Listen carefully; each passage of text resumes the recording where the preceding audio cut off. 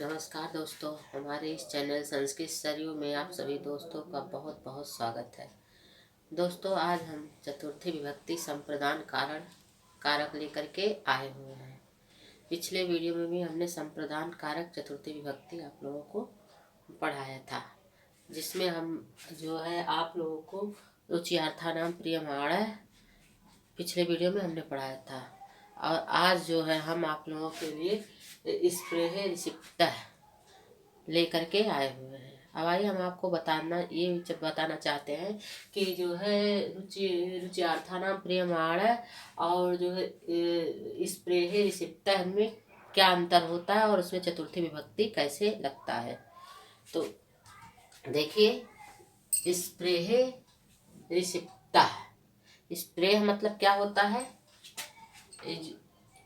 स्प्रेह का अर्थ होता है चाहना, चाहना। और जो है स्प्रेह इप्सितः, इप्सितः का अर्थ होता है जिसे चाहा जाए। स्प्रेह का अर्थ होता है जो है चाहना, और इस अर्थ होता है जिसे चाहा जाए। इप्सितः का अर्थ होता है जिसे चाहा जाए।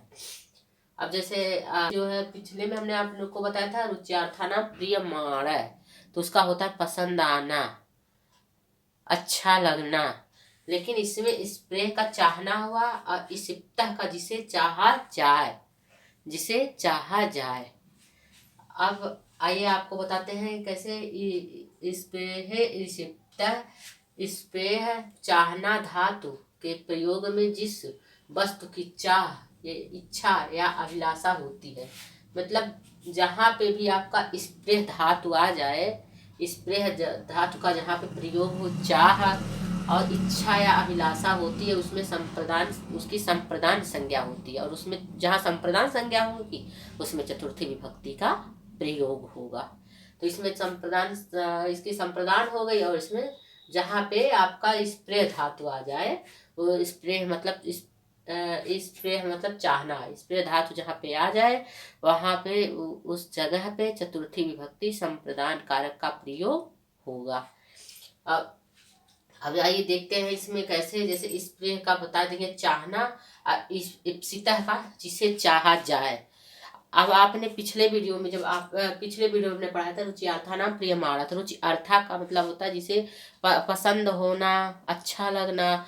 लेकिन इसमें क्या था, उसमें प्रियमाण में उसमें चतुर्थी विभक्ति संप्रदान कारक चतुर्थी विभक्ति का प्रयोग हुआ था, जिसे चाहा जाए। तो उसमें जैसे प्रियमाण हम हुए तो मुझे जो पसंद है, तो हम जो है मुझ में, जैसे मह्यम, मुझ में चतुर्थी विभक्ति संप्रदान कारक लगा था। लेकिन इसमें क्या है, इसमें थोड़ा सा उससे अलग हट के है। इसमें क्या है, जिसे चाहा जाए उसको, जैसे हमने कहा कि मुझे फूल पसंद है, तो मुझे, तो हमें फूल पसंद है, तो हमें में नहीं, जिस जो फूल पसंद है, फूल में हमें चतुर्थी विभक्ति संप्रदान कारक लगेगा। पुष्प में तो उसमें हमारा चतुर्थी विभक्ति संप्रदान कारक लगेगा।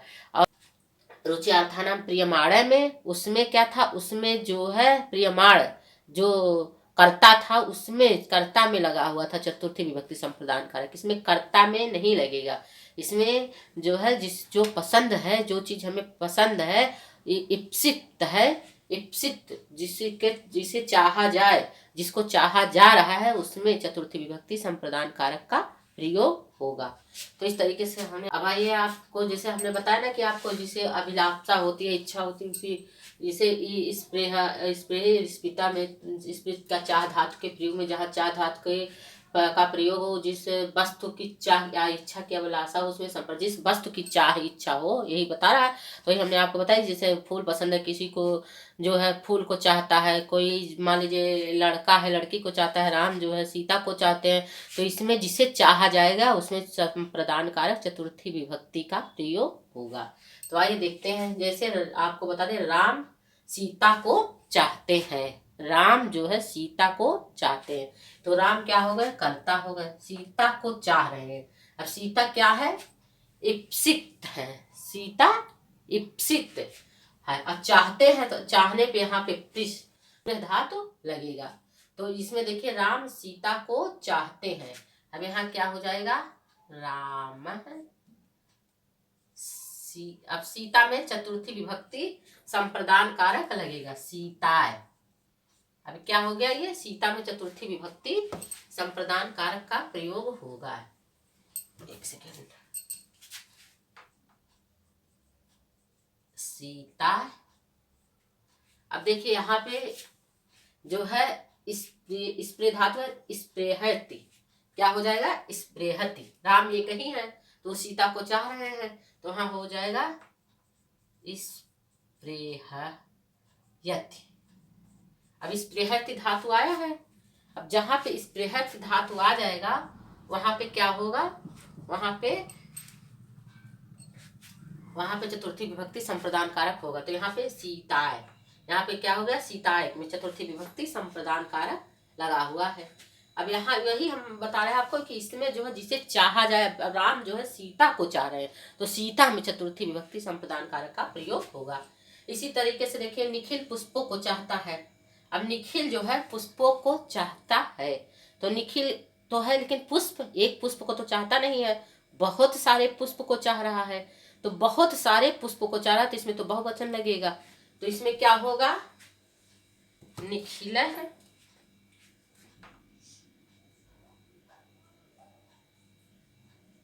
निखिल। अब बहुवचन हो गया, पुष्पा,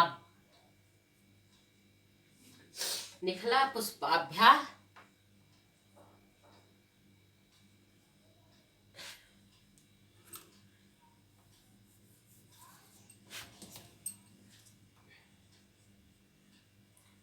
निखिल पुष्पाभ्या चाहना का होगा इस।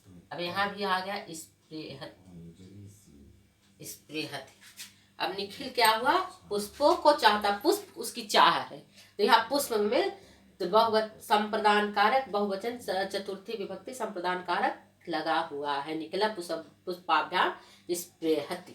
अब आइए देखते हैं, बालिका फलों को चाहती है।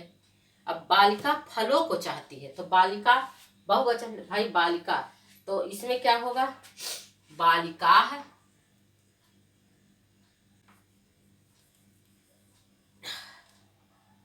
बालिका फलों को चाहती है, बालिका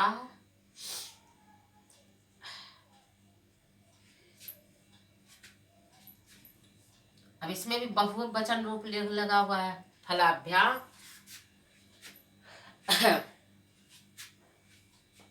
फलाभ्याम स्प्रेहन्ति। अब इसमें क्या हो गया, स्प्रेहन्ति अब इसमें देखिए निखिल तो एक है, पुष्पों को चाह रहा था, इसमें पुष्पाभ्याम स्प्रेहति, और इसमें बालिका मतलब बालिकाएं, बहुत सारी लड़कियां, बहुत सारी बालिकाएं, फलेभ्याम फलों को चाहती है तो इसमें है बहुवचन लगा, बालिका फलेभ्याम स्प्रेहन्ति स्प्रेहन्ति।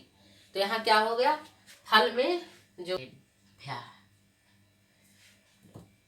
अब इसमें क्या हो गया आपका, इसमें चतुर्थी विभक्ति संप्रदान कारक हो गया, क्योंकि बालिका फलों को चाहती थी, इसमें फल में चतुर्थी विभक्ति संप्रदान कारक का प्रयोग हो गया। और स्प्रे धातु के अर्थ में, चाहने के अर्थ में, जिसे चाहा जाएगा, जो चाहे, जिसे चाहेगा, उसमें चतुर्थी विभक्ति संप्रदान कारक का प्रयोग होगा। अब आइए देखें, मैं संस्कृत को चाहती हूँ, मैं संस्कृत को चाहती हूँ, तो मैं में क्या हुआ, अहम, वो क्या हो गया, मैं में अहम, ये उत्तम पुरुष का हुआ, अहम क्या हुआ, उत्तम पुरुष, तो अहम, अहम संस्कृताय, संस्कृताय। अब मैं संस्कृत को चाहती हूँ, संस्कृताय, तो स्प्रेहयामि होगा, स्प्रेहयामि होगा। यहाँ पे क्या हुआ है, अहम आया है, ये क्या है, उत्तम पुरुष लगा हुआ, तो यहाँ भी स्प्रेहयामि होगा, यहाँ भी उत्तम पुरुष का, ये तो आपको पता ही है अनुवाद में कि स्प्रेहयामि होगा। तो यहाँ देखिए, अहम मैं संस्कृत को चाहती हूँ, तब संस्कृत जिसे मैं चाहती हूँ, स्प्रे धातु हो जिसे चाहती हूँ उसमें चतुर्थी विभक्ति संप्रदान कारक का प्रयोग होगा। तो यहाँ देखिए संप्रदान कारक का प्रयोग हुआ है। अब जैसे देखिए सीता, सीताय में यहाँ राम सीता को चाहते हैं, तो यहाँ स्प्रे ये जो है स्प्रे धातु का प्रयोग हुआ है, स्प्रेहत हुआ है। तो यहाँ सीता में जो है चतुर्थी विभक्ति संप्रदान कारक का प्रयोग हुआ है। पुष्पाभ्याम में निखिल पुष्प को चाहता है, तो पुष्पाभ्याम में चतुर्थी विभक्ति संप्रदान कारक का प्रयोग हुआ है। और यहाँ देखिए फलेभ्याम में बालिका फलों को चाहती है, तो यहाँ चतुर्थी विभक्ति संप्रदान कारक का प्रयोग है, क्योंकि जहाँ पे जिस वस्तु को चाहा जाए, जिस चीज को चाहा जाए, जिस उसमें लगेगा, ना कि यहाँ कर्ता में ना हटके जिस चीज को चाहा जाए उसमें संप्रदान कारक चतुर्थी विभक्ति। मैं संस्कृत को चाहती हूँ, तो हम संस्कृताय स्प्रेहान, यहाँ पे जो उत्तम पुरुष का इसमें हम लगा हुआ, तो यहाँ स्प्रेहाम ही हो जाएगा। तो इस तरीके से जो है हमने आपको बताया कि जहाँ पे स्प्रे है रिसिप्टा, जहाँ पे स्प्रे मतलब होता है, स्प्रे का अर्थ होता है चाहना, और इप्सित का अर्थ होता है जिसे चाहा जाए। तो जिसे चाहा जा रहा है उसमें चतुर्थी विभक्ति संप्रदान कारक का प्रयोग हुआ है। जैसे राम सीता को चाहते तो सीता में लगा हुआ है, और निखिल पुष्प को चाहता है तो पुष्प में लगा हुआ है, बालिका फलों को चाहती है तो फल में लगा हुआ है।